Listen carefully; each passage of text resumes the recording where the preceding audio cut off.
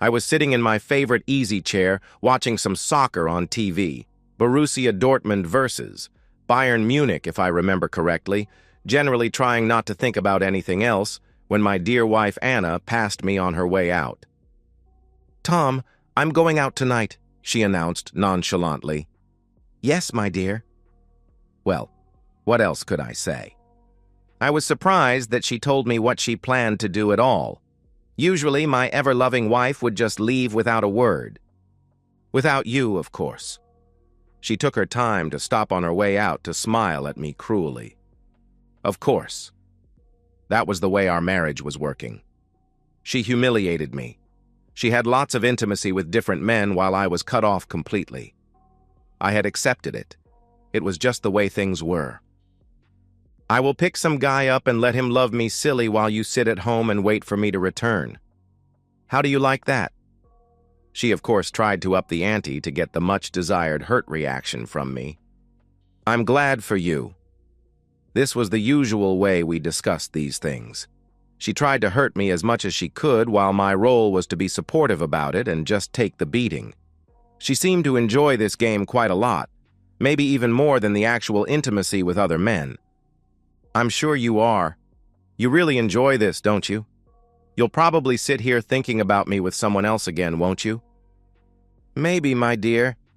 I haven't yet decided," I replied. "You're such a pathetic weakling. A real man wouldn't enjoy being humiliated like you do. It's so nice for me to be married to such a pushover. You're really too weak to deal with a confident woman like me, are you?" "Probably, yes," I replied. Her look said, "I've got you by the balls, Buster. And it's fun to twist them a little." And she was absolutely right. There was nothing I could or wanted to do about her infidelity. She enjoyed testing how much I was willing to endure, and so far she hadn't found my limit. "You're not a man. You're a joke." I could feel her contempt almost physically. "Yes, dear," I said.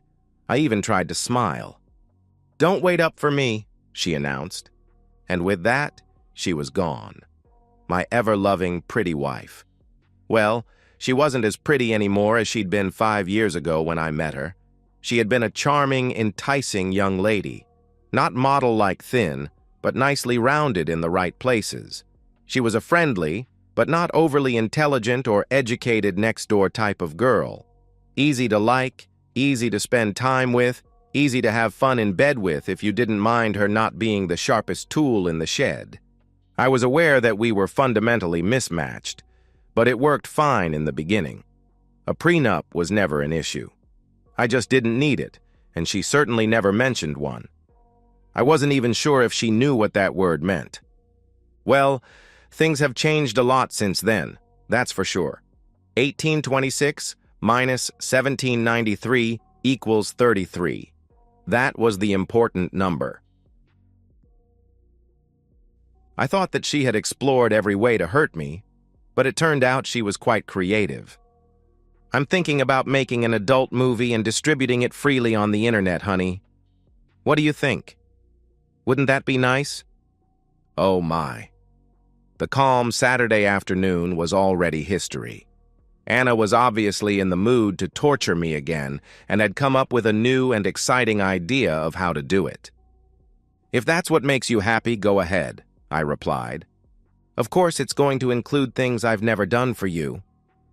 "Of course, dear. That's probably expected in such movies," I replied. "My lovers get it anyway, so I'm already used to it." She really looked happy while she laid all of this on me. "I see. Good for you," I replied. "Of course, people might recognize me as your wife," she announced. "That would be tough for me," I replied. "You bet," she smirked at me. Grinning, she left me towards her bedroom, the room I hadn't slept in for quite a while. I thought about my marriage. No love with my wife in almost 2 years. She had plenty, of course, as she's been cheating all the time. Then started the ridiculing and purposeful humiliation phase. It got harder and harder constantly, but I couldn't stand to lose her. I just couldn't. I needed this woman, desperately. I really couldn't lose her. 1826-1798 equals 28. The number 28 sounded quite okay, actually. "Hi, honey," she chirped sweetly while entering our house. Her chipper mood usually meant that she was about to come up with one of her special cruelties. "Hi, Anna." I tried to sound as upbeat as possible until I saw that she wasn't alone. This guy seemed like a big, friendly fella, a bit like you'd envision a typical construction worker. "This is Martin, honey. I'm just spending some time with him. He's a construction worker." "Ah, I see. Hi, Martin." Tom. He was clearly tense as he took my offered hand, which was a little surprising. This guy had nothing to fear. I'm not a big guy, and I haven't been in a fight since I left grade school. He could probably clean my clock without spilling his beer if he had one. You see, we plan to have a nice afternoon romp now, go to dinner later, maybe to the movies or dancing. Maybe we'll meet some of our friends. You know, the usual stuff a woman does with her lover. "Okay, have fun, honey," I replied. Martin looked at me as if I had two heads. I couldn't blame him. He seemed like a decent guy. At least he felt uncomfortable humiliating me. His sympathy was nothing I could take for granted, as I had to learn during the past months. Some of her lovers were real jerks and had fun insulting me as much as possible. But of course I had to endure it if that was what helped me keep my wife.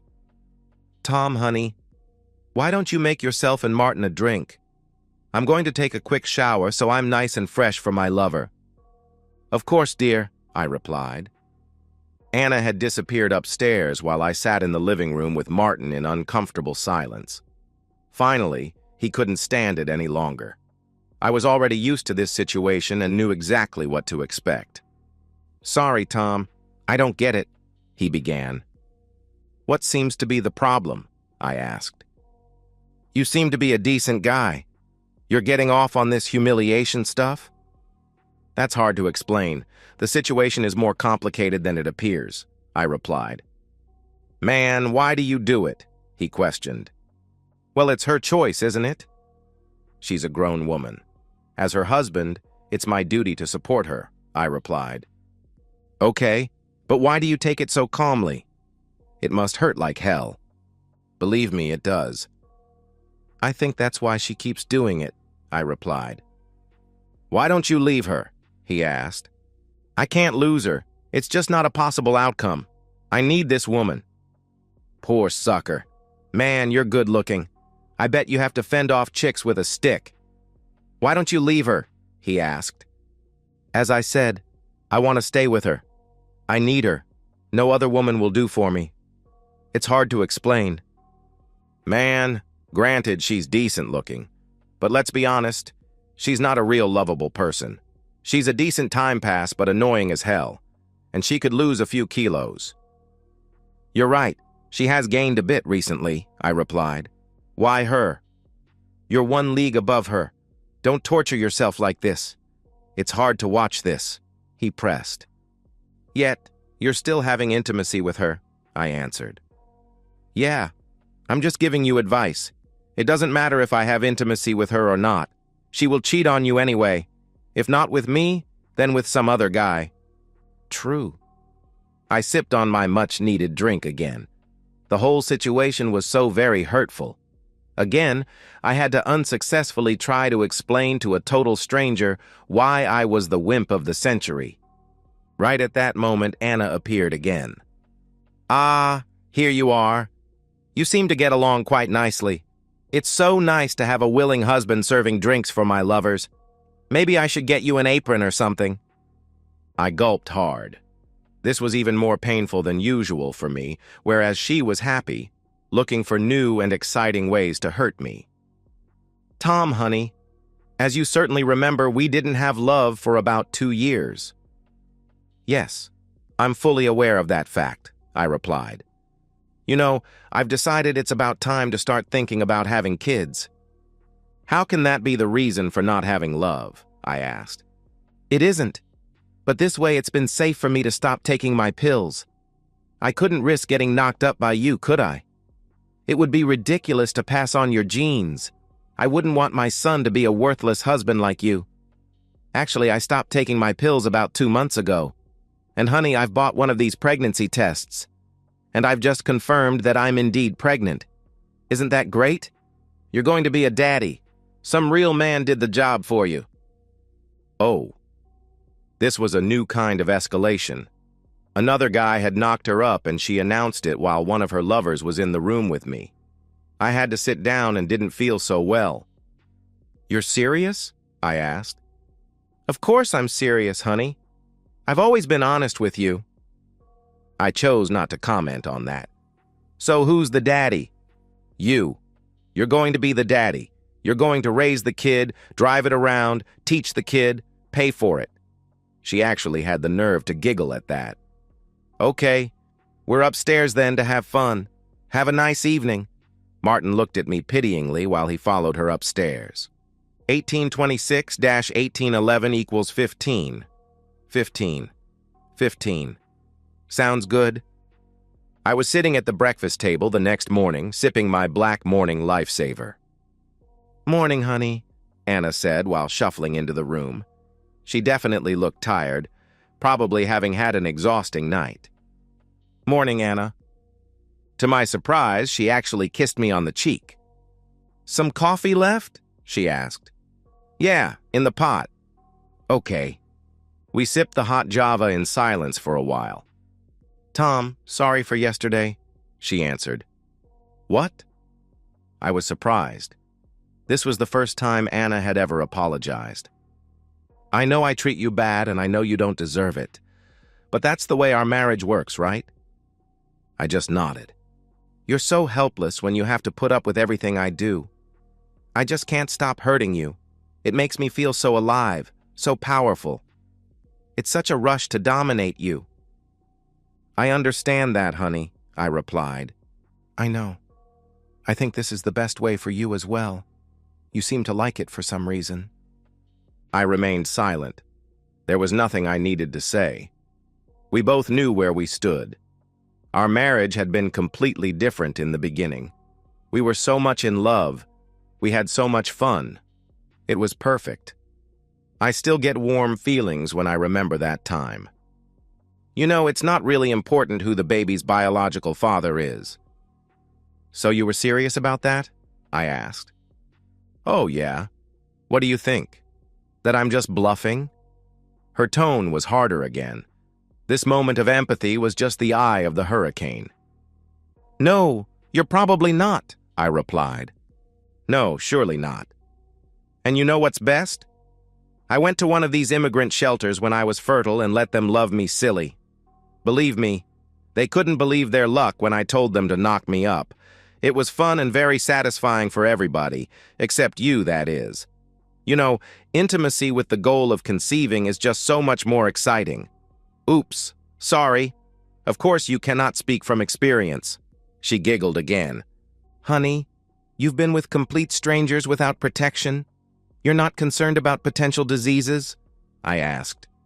"No, you're not concerned about being ridiculed by friends and family once it turns out that our kid looks nothing like you?" she questioned. "That will certainly be hard," I replied. "Oh, yes, but you will take it for me. You will hurt for me, because you need it as much as I do, and I need it a lot. This is so much fun. There's nothing you will do about it. I can do whatever I want with you." With that, she left the room. 1,826 minus 1,812 equals 14. I didn't see her at all for almost 2 days, and I assumed that she was getting her brains stormed out somewhere by someone. What a weird marriage. But I needed her, desperately so. No other woman could replace her. She was the one for me, despite her cruelties. I was beginning to be worried and contemplated reporting her missing when she suddenly breezed into the living room. "Tom, my credit card is limited to $10,000 per month."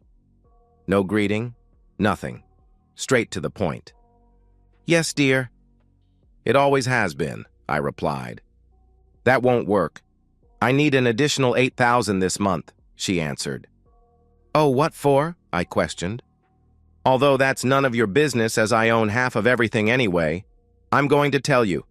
I'm going to go on a cruise with Martin, and I'm going to pay for both of us. No, it's even better than that. You're the one who pays effectively. You pay for the dream vacation with my lover. This is perfect. This is your ultimate humiliation. I see. How long are you going to stay? I asked. 2 weeks in the Caribbean. Sounds nice. When are you going to leave? I asked. Today, it's a last-minute offer. Be a dear and transfer the money, okay? Sure, honey. I just want you to be happy, I replied. You're such a good little husband. One day I might reward you. Maybe you'll even get a chance to be with me. Maybe. Maybe not. She giggled while she left the room. That holiday actually sounded like a nice idea. 1826-1814 equals 12. 12 is less than 14. Oh my God. 12 was my new favorite number. I spent 2 weeks at home alone while my wife was having a nice and certainly love-filled vacation in the sun. I had a lot of paperwork to do and quite a few things to move around. Honey, I'm back, she announced. Hi, Anna. You had a nice time? I asked. Oh, marvelous. Thanks for this. You're such a nice little husband, she replied. What? My dear wife thanked me for something. That must have been one hell of a vacation. Tom, could we sit down in the living room, please? I have some things to tell you. Sure, Anna, I replied. I followed her and noticed that she had gained a few kilos again.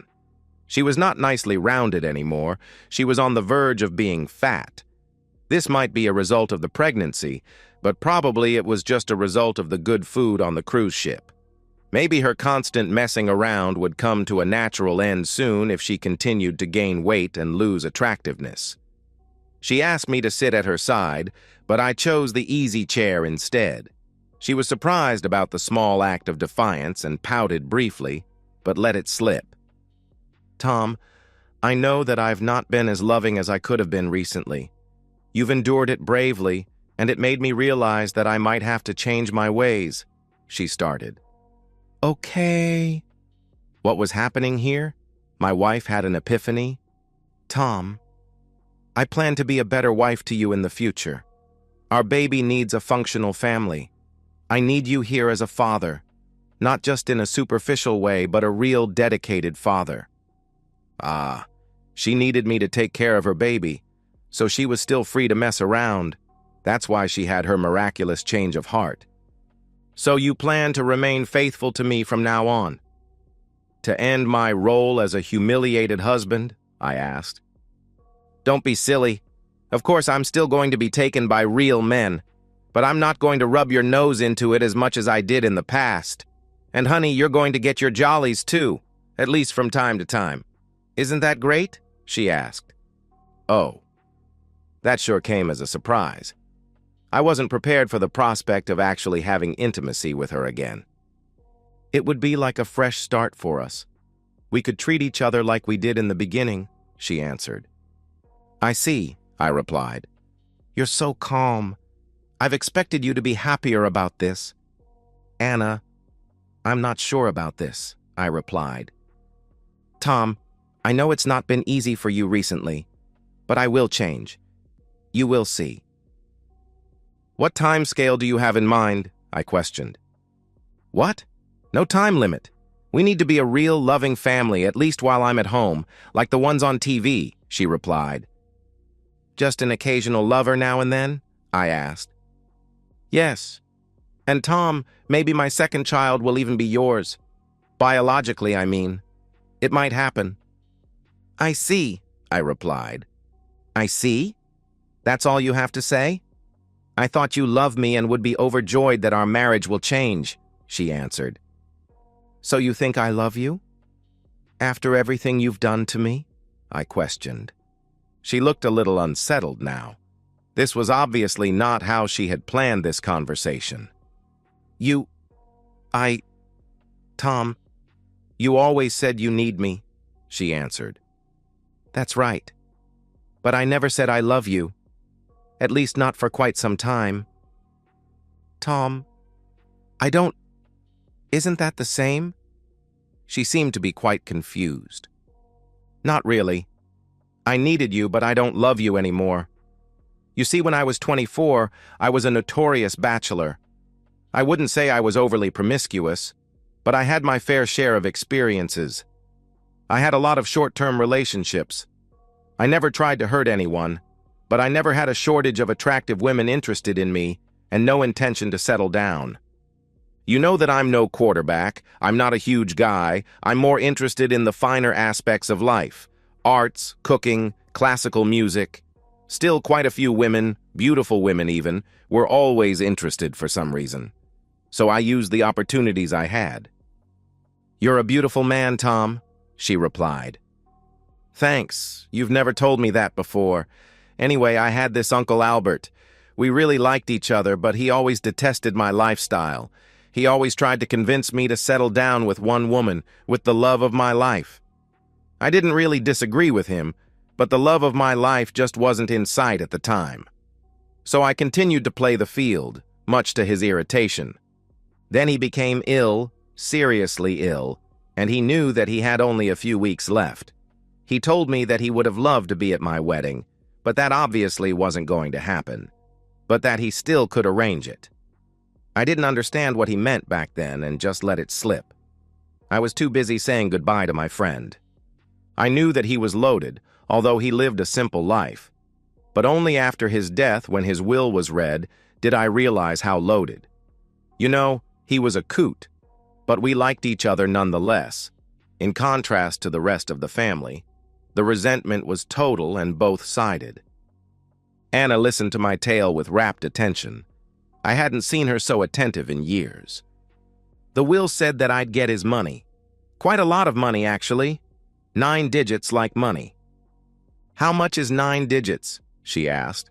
"North of 100 million. "Oh, what?" She looked delighted, as if she was already thinking about ways to spend it. However, there was a catch. There always was one with Albert. That was why everyone hated him so much. He had some kind of dark humor. The catch was that all of the money was mine immediately. That's important for various legal reasons. But everything apart from 10 million was to be parked somewhere, controlled by a trustee, and unavailable to me. If I married before I was 25 and stayed married for at least 5 years, all of it would be mine without further conditions. If I failed at that, all but the 10 million would go to some tree huggers. So I needed someone to be married to for at least 1,826 days. "Wow, that's why you married me?" she asked. "Yes. Out of nowhere you came along. Pretty, pleasant, you seemed to like me and practically threw yourself at me. It was a perfect opportunity, and I didn't have much time anyway. But don't get me wrong, I really liked you, and I was combining business with pleasure. The first 2 years were pure bliss. Then you unfortunately found the bank slip of the 10 million account. I could stop working as I didn't need to pretend anymore. I think you assumed that you were safe financially, as half of it would be yours in case of a divorce, regardless of the reason. Unfortunately, that caused you to change for the worse almost immediately. The first year was still bearable. I knew that you started to cheat, but you were discreet. Then, after we were married for 3 years, things turned really ugly. You were beginning to humiliate and insult me openly. But I knew what I wanted. I didn't need your love. I just needed to stay married, to avoid you filing for divorce. This was no marriage anymore. This was just hard work. I got big money, but I've earned every penny, I think." "Wow, Tom. So when are these 5 years over?" she asked. "That would be our 5th anniversary, my dear wife. Certainly a day that is marked in big letters in your calendar, isn't it?" "That would be the... Oh my God. That was the day before yesterday. I forgot our 5th anniversary. Oh damn, what a bad wife I've become. Can you forgive me?" She sensed things had changed, and not in her favor. "You were too busy having intimacy with your lover to remember our anniversary." She gasped, but couldn't deny it. "It doesn't matter. This marriage is just a sham and has been for a long time. I've used you and you've used me. Nothing to forgive. No hard feelings." "Tom, is there anything we can save out of this?" she asked. "No!" I roared. She looked a little sad now, which surprised me. "Isn't it weird? I've come home, willing to change our marriage for the better. only to find that I've long since destroyed it. Yes, I replied.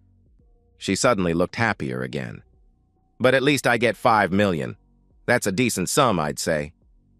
Why do you think you'll get $5 million? I questioned. Well, if you divorce me, I'll get half of your money, she replied. Anna, legally I own more than $100 million. Oh, wow. She actually squealed a little. It would have been cute under different circumstances. But you will get none of it, I shouted.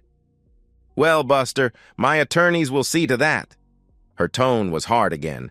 Amazing how quickly this woman could change her mood. You see, my dear, under German law, the marital assets aren't divided in case of divorce, only the additional value that has accrued during the marriage.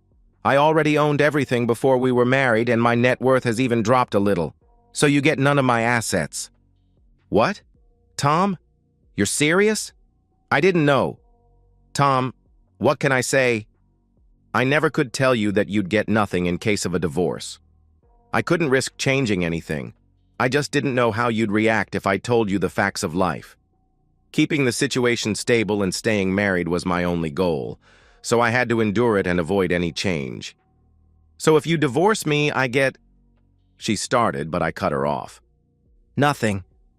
You won't even get alimony. I can prove you're cheating as I've had you followed for quite a while to be prepared for this. But the pregnancy makes things even easier. No chance in hell you're going to get alimony with the way you behaved. But our child will have needs. Can you really abandon our baby like this? She asked. Well, my dearest wife, we both know that this is not my child. Of course you can sue for child support, and you will probably get it. The biological father is the one you have to sue, not me. Tom, that was some refugee.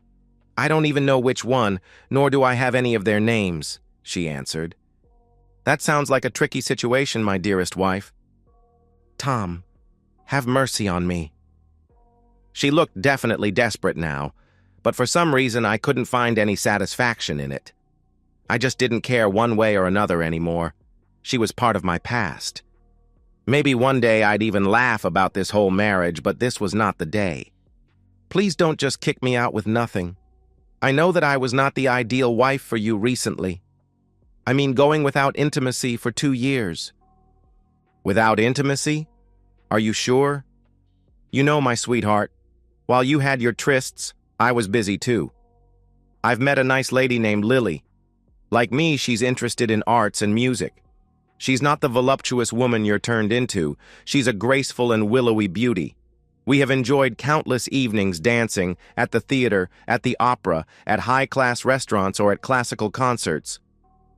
So you've also cheated, she said triumphantly, as if this would have changed anything. I didn't say that. It is expected to omit things like that in the opera. I smiled knowingly to let her know that I had a good time with Lily, with the gentle and caring woman who had been my anchor for the last 2 years. That had waited patiently for me. That had built up my confidence again and again. The woman who is the true love of my life. The woman I had made tender love to time and again. A woman who is educated and can hold a meaningful conversation in contrast to the brash and simple Anna. You know, Lily is actually the one that has convinced me not to kick you out with nothing. You can pack as many of your clothes as you want into the fancy BMW SUV I gave you 2 years ago. Whatever you leave behind, I will burn ritually. I don't ever want to touch anything of yours again. For the same reason, you can also keep the car and sell it when you need the cash. I wouldn't want to touch it. I'm even going to sell this house. It reeks of your presence. You hate me that much? I had no idea if hate was the right term for the way I felt, but I also had no intention to think about that. It didn't matter anymore, and every thought spent on her seemed wasted. She looked pensively, with tears in her eyes. We were both silent for a long time. This was the end. We had come to a parting of the ways, finally. I've been a fool, right? She asked. Yes, I said gently. I had a handsome, caring, and rich man, and I started to play my power games, feeling invincible because of a legal misunderstanding. And now I've lost everything. Yes, you had your fun and you've paid for it by losing a good life. I went through hell and will be rewarded by a good life. I see. How soon do I have to go? She asked. The divorce is already on the way. Please pack your stuff and be gone within 1 hour. Here's $2,000 in cash to keep you afloat until you've sold the car. You can thank Lily for that, but that's all I'm willing to do for you. Thanks for that, I guess. I'll be out of your hair soon. Tom? She asked. Yes? You know what's weird? Somehow I've always loved you, she answered. You're right, I replied. What? She asked. That's weird, I replied. Okay, Albert, I've survived your ordeal. 1826 to 1828 equals -2. 1828 days survived with the wife from hell. -2 to go. Your last joke has unintentionally turned out to be your cruelest. And that's the end of today's story.